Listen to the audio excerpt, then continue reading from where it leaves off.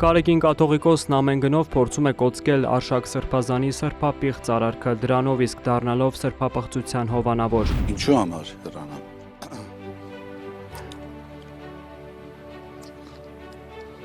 Ես ասում եմ, ցանկացած որոշման տակ պետք է լինի իրավական, կանոնականը այնտեղ չնշեցի, կանոնական, բարոյական կամ գեթ տրամաբանական հիմք։ Գարեգին Բ-ն անհավատարիմ է գտնվել կաթողիկոսական օծմամբ ստանձնած իր ուխտին, ուղիղ վարդապետությամբ հայ եկեղեցին առաջնորդելու։ Սրբազան հայրերի համաձայնության դեպքում հենց այսօր նրանց կհրավիրեմ հանդիպում կխնդրեմ, որպեսզի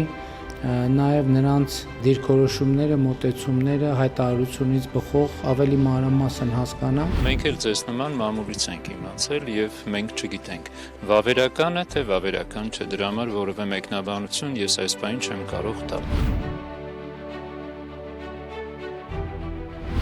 Եպիսկոպոսների ստորագրությամբ հայտարարությունը խեղաթյուրումներով շարադրված տեքստ է, մի շարք տեղեկություններ եւ պնդումներ չեն համապատասխանում իրականությանը։ Այս առնչությամբ անհրաժեշտ քննարկումներից հետո լուսաբանություններ կտրվեն։ Ուզում եմ շնորհակալություն հայտնել ձեր սկզբունքային դիրքորոշման համար, որ դուք այսօր արտահայտել եք հրապարակային կերպով։ Ով է մեղավոր, իսկ ով ավելի, վարչապետի հետ հանդիպած հոգևորականները ցանկանում են Մայրաթորը ազատել մեղքից, իսկ Մայրաթորը վարչապետի հետ հանդիպած բարձր դասի հոգևորականներին է համարում մեղավոր։ Ամիսներ շարունակվող եկեղեցի իշխանություն լարվածության այս շաբաթվա թեժացման պատճառը համացանցում հայտնված երկու փաստաթղթերի լուսանկարներն էին։ Առաջինը նոյեմբերի 23-ին էր։ Ըստ այդ լուսանկարի եպիսկոպոսներ, արքեպիսկոպոսներ առաջարկում էին կաթողիկոսին, որ մինչև քննչական կոմիտեի փորձաքննության արդյունքների հայտնի դառնալը որոշակի ժամկետով կասեցնի Արշակ arczepiskopos-ի զբաղեցրած բոլոր պաշտոնները։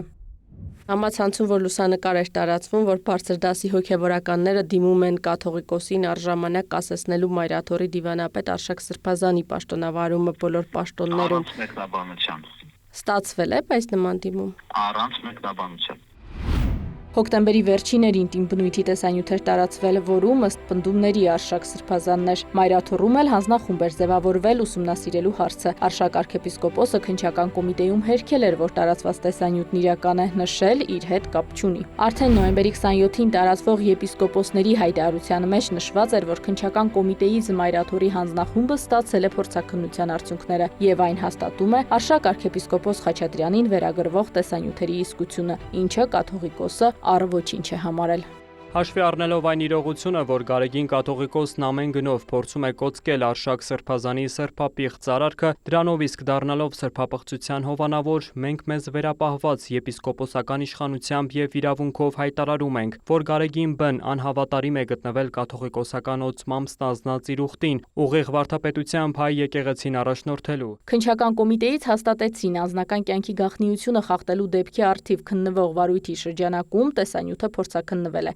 որի պատասխանը ստացվել է նոյեմբերի 25-ին։ Եզրակացությամբ հաստատվել է Արշակ arczepiskopos Խաչատրյանի տեսանյութերում պատկերված լինելու հանգամանքը։ Եզրակացության պատճենը տրամադրվել է Մայրաթոր Սուրբ Էջմիածնում հիշյալ տեսանյութերի ուսումնասիրման նպատակով ստեղծված հանձնախմբի անդամներից մեկին, քանի որ այն իրավաչափորեն առնչվել է հանձնախմբի շահերին։ Քննիչն այդ մասին զանգով նաև տեղեկացրել է Արշակ arczepiskopos-ի փաստաբանին, այդուհետ ժամկետի մեջ նաև գրավոր է ծանուցել, որ կարող են մոտենալ, ծանոթանալ եզրակացությանը։ Իդեպ եպիսկոպոսների ստորագրությամբ հրապարակված հայտարարության համար Մայրաթորը Գերագույն հոգևոր խորհրդի հայաստանաբնակ անդամների ժողով էր հրավիրել, որը չկայացավ 3 arczepiskopos-ների եւ 2 եպիսկոպոսների բացակայության պատճառով։ Բոլոր ժամանակներում միաբանների ձայնն է եղել որոշիչ, քանի որ եպիսկոպոս, arczepiskopos, թե կաթողիկոս դառնալու համար նախ պետք է միաբանության անդամ լինել։ Աստվածաբանության պրոֆեսոր Արծրունի Սահակյանն է մանրամասնում։ Մայրաթոր Սուրբ Էջմիածնի միաբանության կանոնադրությունը, որը ընդունվել է նախախորհրդային ժամանակի վերջին կաթողիկոսը Գևորգ Սուրենյանցի կողմից։ Դա Գևորգ 5-րդ կաթողիկոսն նորոգեց եւ ամբողջ եկեղեցական ժողովով անցկացրեց այդ կանոնադրությունը, որով սահմանվեց մեր Էջմիածնի վանական միաբանության ներքին կյանքն ու կանոնները։ Եթե որևէ կաթողիկոս կամ որևէ եպիսկոպոս խախտում է ինչ որ կանոնական պահանջ, ուրեմն նա առաջին հերթին պատժվում է որպես միաբան, որովհետև միաբանության ուխտն է խախտել։ Եվ ըստ այդ կանոնների միաբանության խորհուրդն է որոշում հոգևորականին ընդունել միաբանություն կամ զրկել անդամությունից։ Իսկ որ դեպքում են զրկում։ Միաբանության անդամները որպես օրենք կուսակրոններ են եւ հանկարծ եթե կուսակրոնության կարգը մեկը խախտեց, նա զրկվում է միաբանության անդամությունից։ Իսկ խորհրդի նախագահը ըստ այդ նշած կանոնադրության կաթողիկոսն է։ Այդ կարգը դեռ 5-րդ դարից է սահմանվել Սահակ Պարթևից հետո, քանի որ Սահակ Պարթևը տղա ժառանգ չուներ եւ այդուհետ կաթողիկոսին ընտրում էին միաբաններից։ Մինչեւ Պարթևը կաթողիկոսի գահը ժառանգաբար Գրիգոր Լուսավորչի տոհմի անդամներին էր փոխանցվում։ Բա կուսակրոնության ուխտը հարցիսի պատասխան Աստվածաբանը պատմում է։ Որպեսզի նրանք դառնան եպիսկոպոս կամ կաթողիկոս, այսպես կոչված միանձնանում էին, ապաշխարում, ինչ որ հատկացված ժամանակ դառնում միաբանության անդամ եւ այդ արդեն որպես միաբան կարող էին հավակնել այդ պաշտոնները։ Բայց ոչ մի դեպքում միաբան լինելու ընթացքում ունենալ ընտանիք կամ առանց ապաշխարելու դառնալ միաբանության անդամ հնարավոր չէր։ Այդ նաև վերաբերվում է օրինական չէ ամուսնությանը, ոչ արտամուսնական կապերով։ Միայն օրինական։ Արտամուսնականի մասին առհասարակ ես բան չեմ կարող դատողություն անել, դա ընդհանրապես կանոնների բան էլ չի։ Նրանք ասում են օրինական ամուսնության դեմ ոչ թե։ Բացի կուսակրոնությունից այլ վարքագծի կանոններ էլ կան, օրինակ գրագիտությունը, պատմական ու բանասիրական գիտությունների դոկտոր Սահակյանն է շարունակում պատմական էքսկուրսը։ Քահանաները, աբեղաները, որ նաև ամուսնացյալ կարող են լինել, նախկինում սոցիալապես ավելի ապահովված էին, քան եպիսկոպոս, արքեպիսկոպոսները, բայց հոգևոր կյանքում պաշտոնների առումով էլ առաջխաղացում չէին կարող ունենալ, ինչպես եւ հիմա։ Պատմության ընթացքում էլի են եղել ժամանակներ, որ եկեղեցին գործող իշխանության հետ հակասություն է ունեցել ենք նաև գահընկեց եղած կաթողիկոսներ։ Բայց հետարքիր է, որ չի եղել նման գահընկեցություն, որ ասենք կուսակրոնության կարգ խախտելու պատճառով լինի։ Վերադառնալով Արշակ Սրբազանի հետ կապվող տեսանյութերին, նոյեմբերի 25-ին Մայր Աթոռում հրավիրված եպիսկոպոսատ ժողովին ըստ տարածվող լուրերի հենց այդ հարցն էր քննարկվելու, հաշվի առնելով համացանցում տարածվող կաթողիկոսին ուղղված դիմումը։ Քննարկվել է արդյոք հարցին, Տեր Եսային հղում է անում Մայր Աթոռի հաղորդագրություններին, իսկ ըստ այդ հաղորդագրության ժողովին քննարկվել է վերջին շրջանում առանձին հոգևորականների կողմից պատարագի ընթացքում կաթողիկոսի եւ թեմակալ առաջնորդի անունների հիշատակության միտումնավոր զեղչման խնդիրը։ Ըստ հաղորդագրության, նման գործողությունները ենթակա են խստագույն պատժի, եթե եկեղեցականը չզղջա եւ չսրբագրի իր հակականոնական ընթացքը սահմանված կարգով։ Մի ճշտում էլի կաթողիկոսի անունը չտալը կոնկրետ գրված կանոնակարգի խախտում է համարվում թե չէ։ Միանշանակայում։ Չկա համընդհանուր նման հաստատված կարգ։ Կա կաթողիկոսի ցանկություն միայն։ Ինչպես որ երբեմն թագավորի անունն են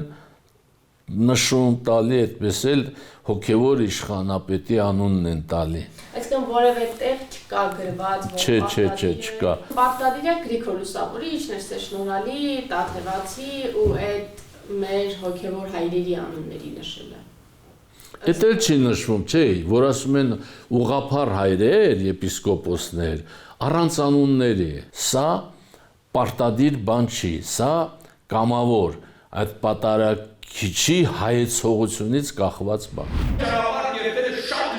Այդ հիմքով էր օրինակ Թալինի հոգևոր հովիվ Տեր Թադե քահանան օրերս կանչվել Մայր Աթոռ կարգապահական հանձնախմբի նիստին։ Հարցնում եմ Մայր Աթոռի տեղեկատվական համակարգի պատասխանատու Տեր Եսայի քահանա Արթանյանին։ Երբ որ որոշում լինի, այդ ամեն ինչը հիմքերով եւ եզրակացությամբ կհրապարակվի։ Մայրաթորի կողմից Տեր Արամին կարգալույց հայտարարելու պատճառներից մեկը ևս այն էր, որ կաթողիկոսի անունը պատարակներին չէր հնչեցնում։ Օհանավան, Թալին, Խաչիկ, Արարատ, Տեր Թադեից առաջ ու հետո վարչապետի ներկայությամբ պատարագող ոչ մի քահանա կաթողիկոսի անունը չի հիշատակել։ Ներկային եղել նաև թեմի առաջնորդներ։ Սա հենց իրականում արժեքների բախում է, որովհետև այն արժեքները, որով որ փորձում ենք ապրել մենք եւ ապրեցնել մեր ժողովրդին, հասկացել եմ, որ այդ արժեքներով չեն ապրում Մայրաթոր Սուրբ Էջմիածնում նստած որոշ հոգևորականներ։ Տեր Արամը շարունակում է պատարակել Հովանավանքում։ Նախորդ աղմուկոտ պատարակից հետո Մայրաթորից Հովանավանք ոչ մեկ չի գնացել։ Ինձ համար առավել ցավալի է, որ այս օրերին Մայրաթոր Սուրբ Էջմիածինը իր ժողովրդի նկատմամբ է պատժամիջոցներ կիրառում, ուղղակի Հովանավանք չուղարկելով մոմեր եւ ստիփած բարի մարդիկ իրենց միջոցներով այստեղ ոնց որ մոմեր էին բերում, թողնում, որ բոլոր այն մարդիկ, ովքեր կուզենան գալ Տիրոջ տուն եւ նրա հետ խոսել եւ նաեւ աղոթելու մոմ վառել, որպեսզի կարողանան այդ մեկ մոմը վառել։ Թեկուզ այս կեղծ կարգալուծությունը, որ տեղի ունեցավ, դրանից հետո էլի մենք 200 գոնե հավատացյալներ այստեղ պատարակին կանգնած տեսնում ենք, ինչը ինձ համար շատ ուրախալի է։ Այստեղ նաև նորապսակներն են շարունակում ասել. Տեր եմ, հնազանդ եմ։ Մոտավորապես 10 պսակադրություն են արել եւ մի 10 էլ մկրտություն։ Այս կերպ ժողովուրդը նաեւ իր աջակցությունն է հայտնում ինձ, ցույց տալով այն անհամաձայնությունը, որ ունեն Էջմիածնի որոշումների հետ։ Չեղարկումներ են եղել, պատճառներից մեկը իրենց ուրախ առիթը թիրախավորման պատճառ չդառնալն է, պատմում է Տեր Արամը։ Չեն ուզեցել լրատվականներով իրենց հարսանիքը այսպես բոլորը տեսնեն, որտեղ են իրեն գտնում կամ հարցազրույցներից են խուսափել։ Առաջիկայում էլ արդեն պլանավորած առիթներ կան, այդ թվում 2026-ի համար։ Արդյոք 2026-ին եկեղեցի իշխանություն լարվածությունը կշարունակվի։ Իրադարձություններն անսպասելի ու արագ են փոխվում։ Քաղաքագետի դիտարկումն է։ Երկար չի կարող շարունակվել։ Որոշակի այսպես կարմիր գծեր արդեն հատված են, վերադարձ նախնական իրավիճակին անհնարին է։ Շատերի կողմից դրական ելք համարվող երկխոսության հնարավորությունը քաղաքագետն արդեն բաց թողնված է համարում։ Ժողովրդավարական երկրում ունենալ այնպիսի ազգային եկեղեցի, որը իր խոսույթով դեմ է ժողովրդավարությանը, դա նորմալ երևույթ չէ։ Օրինակ ռազմական հեղաշրջման կոչ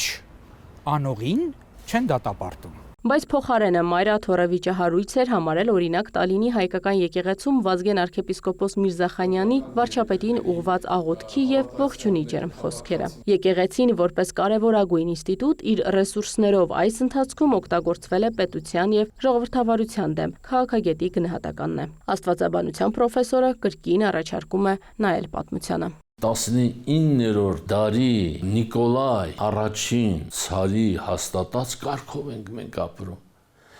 Եվ այդ ժամանակից մինչև օրս գումարած խորհրդային տարիները եկեղեցու կառավարումը վարժվել է անել ռուսական, այդպես ասած, թելադրանքի տակ։ Ու այսօր էլ որ ասում են, որ մեր եկեղեցականները, թեմակալները եւ այլն խոշոր հաշվով անվտանգության առումով սպառնալիք են, որովհետև այլ երկրի գործակալներ են, այստեղ ես կարող եմ ասել ընդհանուր առմամբ ճիշտ է, որովհետև տեսեք արդեն մոտ 200 տարի ռուսական թելադրանքի տակ ենք ապրում։ Կադրային, այսպես ասած, կողմնորոշումները սրանք գնում են դեպի Ռուսաստան։ Հակառակ դեպքում տասնամյակներ շարունակ ուրիշ երկրից չէին ընտրի Հայաստանի կաթողիկոսներին, շարունակում է Սահակյանը։ Այդ հին կանոնացիամբ պետք է ընտրեինք երկու թեկնածու կաթողիկոսության։ Երկուսի անունը ներկայացնեինք ցարին, ցարը մեկի վրա մատա դներ, որպեսզի այդ մեկը ով նշանակվում էր արդեն կաթողիկոս, իրեն պարտական զգար ցարի առաջ։ Գևորգ 5-րդն էր վերջինը, որ ցարի օրոք է ընտրվել 10 թվին կարծեմ, իսկ նրանից հետո դեռ ցար չկար, եկեղեցական ժողովի իմիտացիայով թե ինչպես մի բարեպաշտ շատ լավ կաթողիկոս ընտրվեց, որը խեղտամահ եղավ Բերիայի ուղիղ ցուցումով։ Խոսքը Խորեն Ամուրադբեկյանի մասին է, Վեհարանի իր բնակարանում է խեղտամահ եղել 1938 թվականին։ Գևորգ 6-րդը ընտրվեց հատուկ Ստալինի հավանությամբ, իսկ անկախացած Հայաստանում արդեն եկեղեցու պետության հարաբերությունների մոդելը ոնց հաստատված էր Գևորգ 6-րդի ժամանակ Ստալինի օրոք, այդպես փոխանցվեց Կանոնագրքի, բարքի, վարքի նորոգում է պետք, միակարծիք են բոլոր կողմերը, որ հավատն ավելի ամրանա, լույսի նման հավատացյալները հավաքվեն հոգևոր հովի մոտ։ Այսօրվա մարդու ականջների մեջ աղմուկը շատ է եւ այսօրվա հասարակությունը չի գիտակցում, որ ինքը արդեն աղմուկից վնասված է։ Որտուն որ կմտնես, բոլորը խոսում են քաղաքականությունից։ Հայաստան աշխարհի մեջ պիտի լինի գոնե մեկ տուն, որտեղ որ ոչ միայն քաղաքականությունը, այլ նաեւ որևէ այլ աղմուկ, վնասող աղմուկ պետքա լռի։ Այդ տունը պետքա լինի Տիրոջ տունը, Աստծո տունը։ Իրնամ Կրչյան, Ռաֆիկ Սողոմոնյան, Արտակ Գևորգյան եւ Կարեն Բաղդասարյան, Կիրակնորյալ լուրեր։